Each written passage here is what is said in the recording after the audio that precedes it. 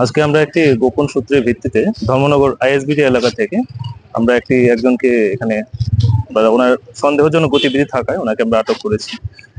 ওনার নাম হচ্ছে উত্তম কুমার নাথ, বয়স 30। ওনার বাবার নাম লেট চিত্তরঞ্জন নাথ। ওনার বাড়ি যতটুকু জানা গেছে দামছড়া, কাঞ্চনপুর এলাকায়।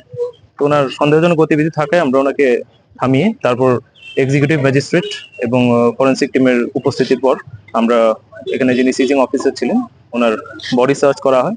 তারপর সমস্ত আইনানুগ পদ্ধতি মেনে তারপর আমরা ওনার সঙ্গে একটি ব্যাগ ছিল, সেই ব্যাগটিতে তল্লাশি চালানো হয় সব সাক্ষীগণের উপস্থিতিতে। তল্লাশির পর ব্যাগটিতে কিছু খালি কৌটো, তারপর একটি সাসপেক্টেড সোপ কেস পাওয়া যায় যেটা হচ্ছে সাসপেক্টেড ব্রাউন সুগার টাইপের মেটেরিয়াল ছিল। এছাড়া অন্যান্য চিপসের প্যাকেট ছিল। তো তারপর ফরেন্সিক টিমের সঙ্গে এখানে স্পট টেস্ট করা হয় যেটাতে ওটা পজিটিভ আসে।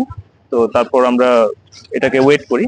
তো প্রায় 19 গ্রামসের মতো সাসপেক্টেড আপনার ব্রাউন সুগার টাইপের মেটেরিয়াল পাওয়া গেছে। আনুমানিক বাজার মূল্য কত হতে পারে?